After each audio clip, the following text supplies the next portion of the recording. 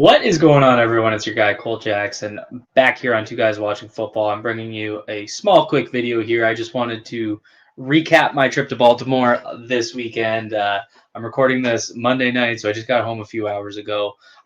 If you guys followed me on Twitter, you guys saw some of the fun I had. If you guys are looking forward to hearing this, hit the like button, hit subscribe. Appreciate people tuning in. I wanted to get some of this out. I kind of want to talk about things in three categories. Obviously, I want to talk about the game day. I'll do that last. And the game itself, I'll talk about a little bit, as well as what I'm planning on doing film-wise this week.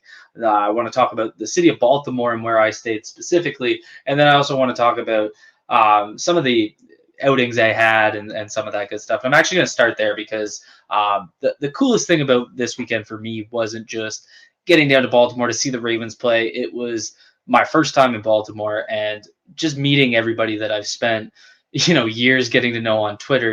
We talk, and a lot of you guys that follow me on here and subscribe and follow my content. And I got lucky enough to meet some of you.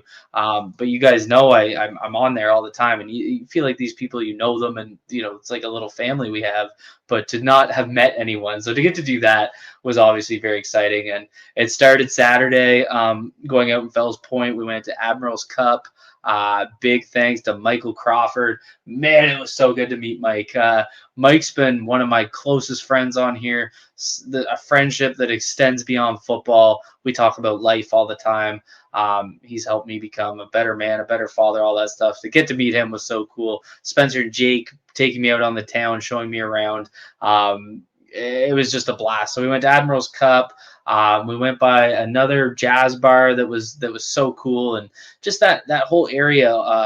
I stayed at the Hyatt Place on Fleet, so right in Harbor East. About a 10-minute walk, you get down to Broadway, go down to the harbor. So we went down to the harbor first, went into Admiral's Cup. So the whole experience was just so cool, and the cobblestone streets and all the red brick. And that was one thing about Baltimore that at least where I stayed, and I know everyone's going to reply and say, well, what about this? What about that? You didn't go in this area. And Baltimore might have that areas, but so does every single city. If you guys came to Ottawa and you're like, Cole, where should I go? I could tell you where to go and where not to go downtown, and it's kind of the same thing. So staying in Harbor East, close to Fells, I know that's one of the best areas to stay in. But honestly, the way the red brick, the way the city's designed, by having some of those areas where they clearly turn those old warehouses into shops and bars and stuff, like from a tourist perspective. And you guys have to remember this, I'm a tourist in this perspective. It was so cool. So I thought the city was beautiful where I was. The walk over to the stadium, going down Ravens Walk, going through Camden. I'm not a huge baseball guy. I'm a Blue Jays fan. So obviously the O's are a rival, but a lot of people that are Toronto fans that go down there speak extremely highly of Camden Yards. And so to see it and to experience it was really cool.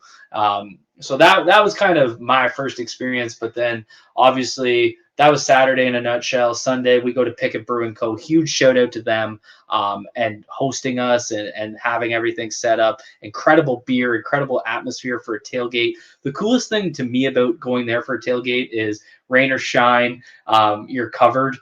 So I think it's great there. It's also just the brewery is a great environment. They have one of those massive garage doors that go up that kind of opens it up. So a food truck outside, so you have access to food, really good burritos. And then obviously you have beer on tap. Really good environment. The host was incredible. And then a huge shout out to Bobby Tross and Kevin Ostreicher, as well as Spencer and Jake, who I kind of co-hosted the pregame show. It was on Bobby's channel, as well as Baltimore Beatdown. Bobby did a tremendous amount of work to get this stuff set out. So make sure you're following Bobby Trossett on everything. And a huge shout out, a huge thank you to him for kind of hosting me when I came down to do some content down there. So that was really exciting. And then the people that came out, I got to meet so many people that, otherwise I just wouldn't really get to meet. So, just a huge thanks to everybody that came out. Rita came out. We had Lacey come out. It was so fun. And then obviously a little bit about the game day experience. So I walked, so South Packet Street, they're at 1130 South Packet Street. So I actually walked all the way back around to Ravens Walk so I could kind of come in through the main gates, because I wanted to do the Johnny U shoe touch, see the Ray statue, all that good stuff. So I did that, got into my seats. I sat in 146, row 27, so really good seats. The game day experience was great. You know, I got to hear the O during the national anthem. The flyover was obviously so cool. So I thought the Ravens did a great game day. And then we'll wrap up here with a little bit about the game itself. And, you know, big thing for me is the Ravens have had this inability to get the run game going on offense, and it was super apparent. They went zone heavy, it looked like. I still got to run through the film, and so my first video is going to be kind of on the run game and the offense, that outside zone struggle that we've seen. But I think that's really hurting them. You know, the inability to get Gus going hurts a lot. Kenyon Drake brought that nice little juice boost, but I think you really need Gus to kind of be the bell cow, so that hurt.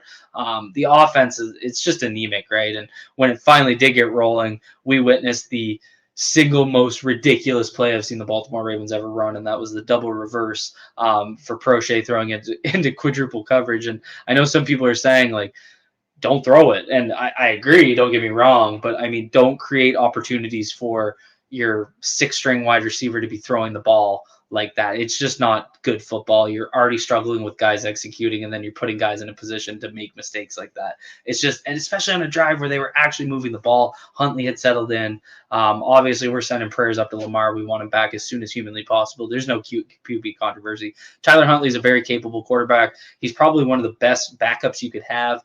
But Lamar Jackson is Lamar Jackson, so we want Lamar back as soon as possible. So I'm going to get into a little bit of Huntley, a little bit of the run game, and then I want to look at a little bit of the defense and kind of, you know, they didn't almost blow the game in a sense, but they kind of did. Like they didn't get into field goal range, but they weren't far from it, and Brandon McManus can kick it. So I want to take a little bit of a look at that. But overall, guys, like my trip to Baltimore was incredible. I had a blast. Anybody out there that kind of swung by, thank you so much. Thanks for coming out and saying hey. The hospitality was incredible. Everybody that kind of played a part in making this so special to me, I just really appreciate it. So thank you to all of you. Thanks for listening. If you guys enjoyed this, hit the like button. If you guys are new here, you guys liked hearing about my trip, hit subscribe.